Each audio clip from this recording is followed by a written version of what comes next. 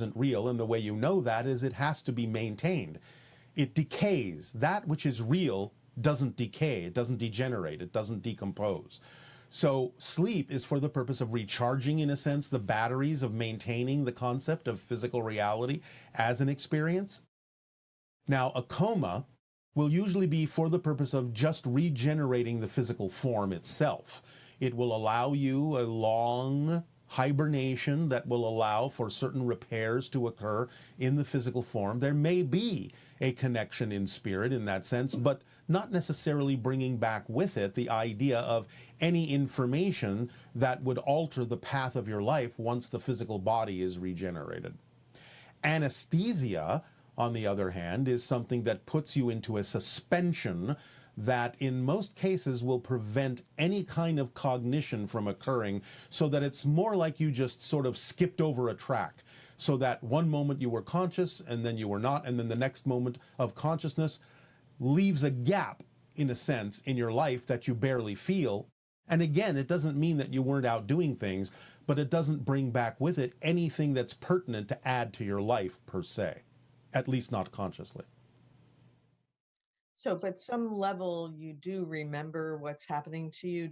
Like, for example, if you go under anesthesia to have a tooth removed or something like that, you may not have a memory of the event.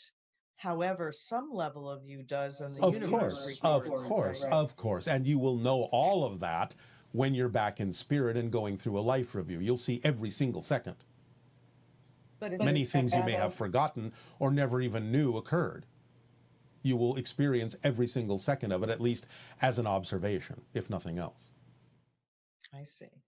And you will know what you were doing during that time. So back to that idea of process of going into a dream state and coming out. I know that our scientists have documented the different stages of going to sleep. Yes. And particularly that stage where you seem not to be able to move. It can happen either when you're going in or coming out of a dream, right? Yes. You're fixing yourself in a certain vibrational state. Now, this can happen for a variety of reasons. Of course, as we said, a lot of it happens sometimes when you're shifting into a different dimension because you're no longer really controlling your movements as a physical being, and therefore your body remains rigid. So again, this can serve a variety of purposes. It can act as a buffer for a transition from one state to another. It can simply be representative of the fact that you want to make sure that you stay and remain in a certain state for a variety of reasons while you're out doing something else. Again, it can be for a number of reasons. And this person was saying that they made the decision to become vegan. Yes. And then once they did that, they started having amazing dreams, like tons and tons of dreams. Yes. Is this common that diet will affect your ability to remember your dreams or what you experience? The choice to change the diet is a reflection of a change in energy already within your consciousness. It's just that now, because you have made that shift to a higher frequency within yourself, you simply no longer have the urge to eat things that you would consider to be of a lower, denser vibration. So it's not that the vegan diet affects the dreams, it's that you've already gone to a higher level that promotes those kinds of experiences, and the vegan diet is a reflection of the change you've made within your frequency. Okay. Yeah. So yes, Remember, these are all reflections, and they seem to be driving it, but no, they're reflections of a change that already exists. Now, that doesn't mean that the foods are not lighter in frequency. Of course they are. But again, that's a reflection of the higher frequency that you've already made within yourself. Can you explain how we shift through the frames of physical reality while we are dreaming? Do we continue to shift through the frames when we are unconscious, or are there special parameters for our unconscious selves? You are always shifting whether you know it or not. That's just the fundamental nature of the structure of existence, because there is only one now moment. And anything, in any way, at any time that you experience as a difference between one moment and another moment, if you can perceive the idea of a difference, you've shifted. So it doesn't matter whether you're physical or non-physical. It's just that the time frames operate differently. Some are faster, some are slower, in terms of how you perceive the creation of time by the shifting of your consciousness. That's all relative. But there's always a shift, always a shift. The only place that has no shift is the unbroken homogeneous one that has no experience or awareness of itself. But from all that is, all the way down, everything is shifting. That's the nature of its existence, because there's only one moment in which to experience anything. Therefore, you have to experience the same moment from a different perspective to notice any kind of a difference of any nature whatsoever. So shifting is automatic. Not to make a vehicle pun.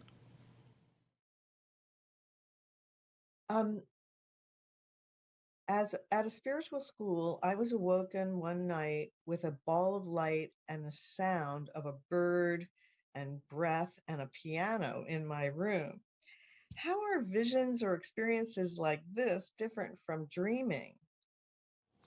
Well, they are, in a sense, to use a word, intrusions from the dream reality into your physical awareness.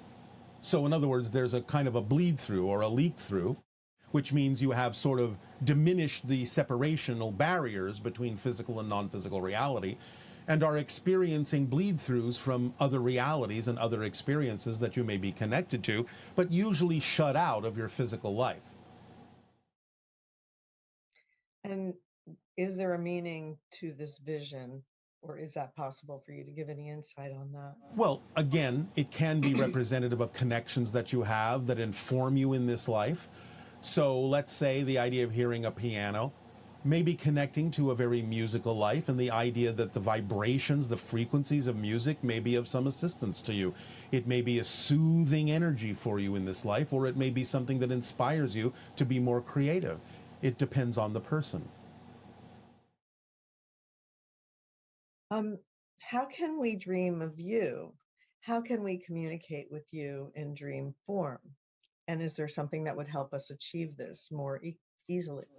All right, well, again, more often than not, you will most likely connect to the entire frequency of my people, my world, my reality, rather than a specific individual other than your own counterpart or future self, which is more likely.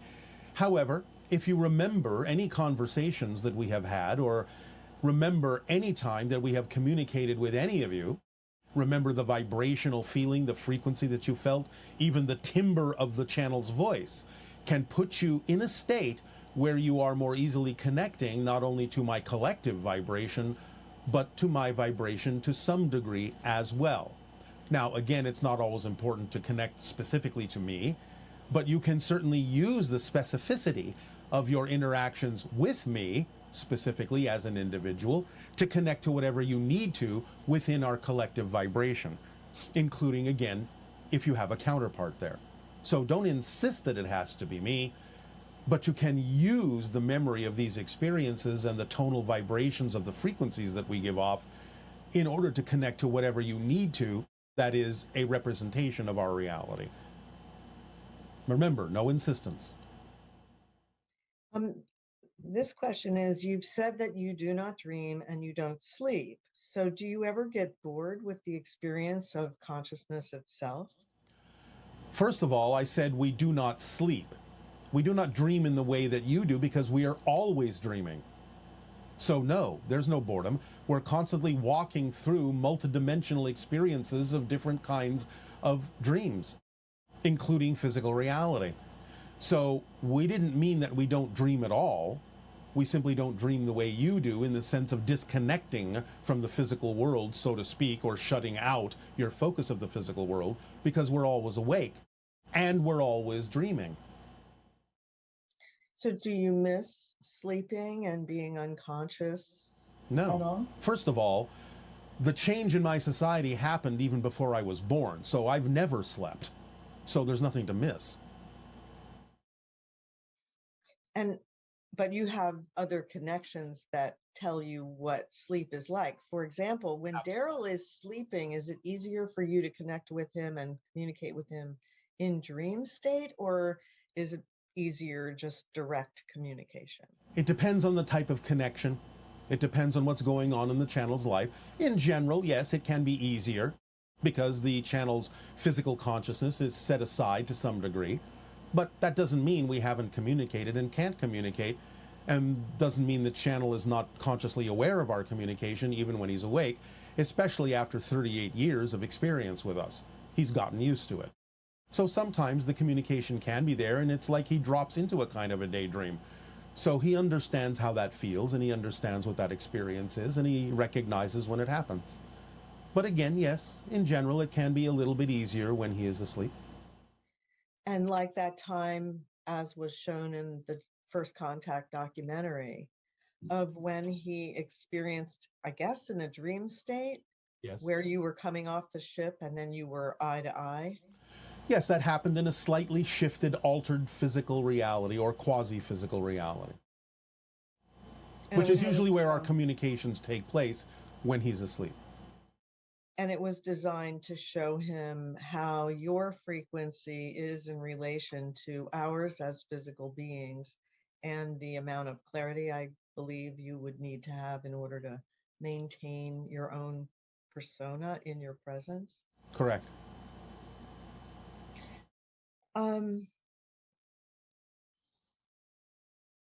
Do you all use any kind of permission slips for getting into other states of consciousness?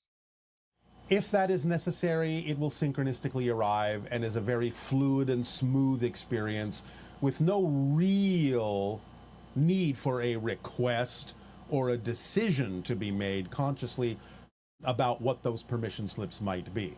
Because again, everything is interacting, interpenetrating as a multidimensional dream in our waking state.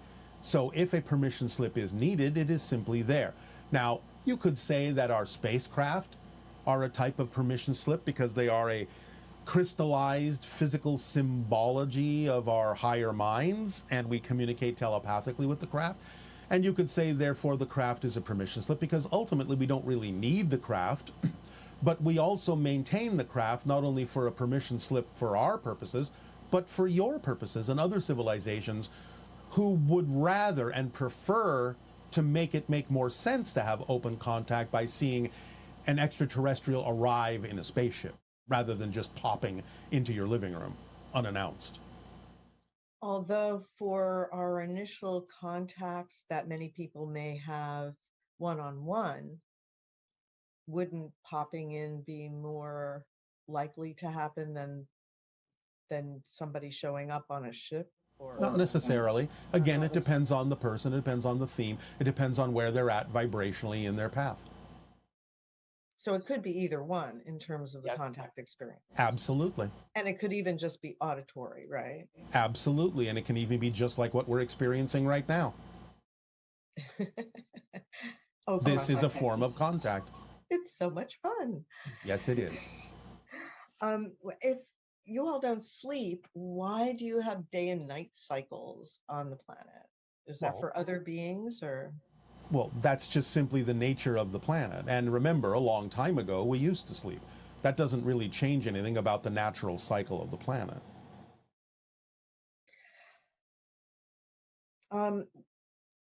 What use does dream interpretation serve for a first contact specialist? When people dream of you channeling through a body like Daryl or myself, do the human channelers also gain the experience of the dream? Yes. And it can be a way to practice the idea of bringing higher frequency energies and making connections telepathically to different beings. Remember, you do a lot of things in your dream state as practice for what you will ultimately experience in physical reality. So if a person is having a dream of Daryl channeling you, and they are remembering that, that is also something that Daryl can tap into and experience or get benefit from? Well, it depends on if he needs to do so. It depends on if it's relevant for him. The channel has been told many times that he appears in people's dreams and that they have conversations with him. So does he need to know that? Maybe sometimes he does, and maybe sometimes he doesn't. It depends on what he needs and what's relevant for him to know. That doesn't mean he's not active and interacting with other people in the astral realm from time to time that they may remember as a dream. And it brings the energy of us into play with them because the vibration in the astral realm would be very similar to our vibration as you experience it in this channeling. But again, does the channel always need to know that? No.